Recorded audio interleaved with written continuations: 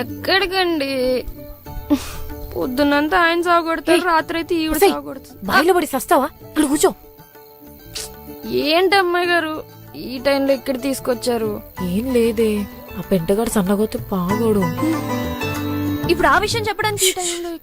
అది కాదే, లైపో చేయించుకుంటే ప్రాణాలకు ప్రమాదం అంట. ఇందాక ఇంటర్నెట్ లో చదివాను. వాడు చచ్చిపోతే మీకేంటండి? భూమికి భారం తగ్గుతుంది. ఎక్స్ట్రా మాట్లాడితే కొట్టేస్తాను. ఏంటే వాడిని ప్రేమిస్తున్నావా? చిచి, వాడిని నేను ప్రేమించాడు ఏంటే? కాకపోతే వాడు సన్నగోతే బాగోడు. ఏమైందే? ఇప్పుడు ఏం చేద్దామండి? అదే నేను ఆలోచిస్తున్నా. ఒకసారి ఫోన్ చేయి.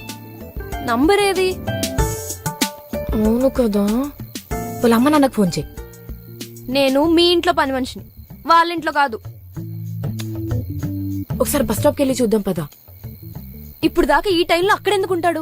వస్తే వాడుకున్న బద్దకానికి ఆడు అక్కడే ఉంటుంటాడే. బస్సు వెళ్ళిపోయి ఉంటది. ఎలాగైనా చూడాలి వాడిని. పద. అమ్మాయి గారు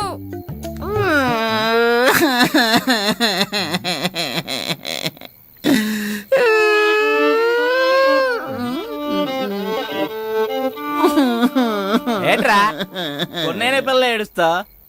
ఒరే మా నాన్నే మీ అమ్మ కొట్టిందిరా నీ అమ్మ. రే మీ అమ్మలా అనుకున్నావేట్రా నా అమ్మ? అదో పెద్ద గయ్యాలు గంప. అరే నీకు ముందే చెప్పా, అది డబ్బులు ఇవ్వకపోతే రచ్చ రచ్చ చేస్తదని. అది రచ్చ ఒకటే చేస్తది అనుకున్నా, రక్తం కళ్ళ చూస్తుంది అనుకోలేదురా.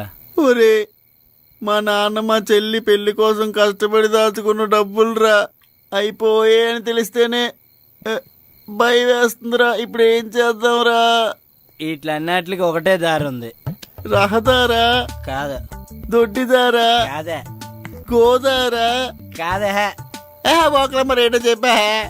ఇప్పుడు మనం వెళ్ళే దారి అంటే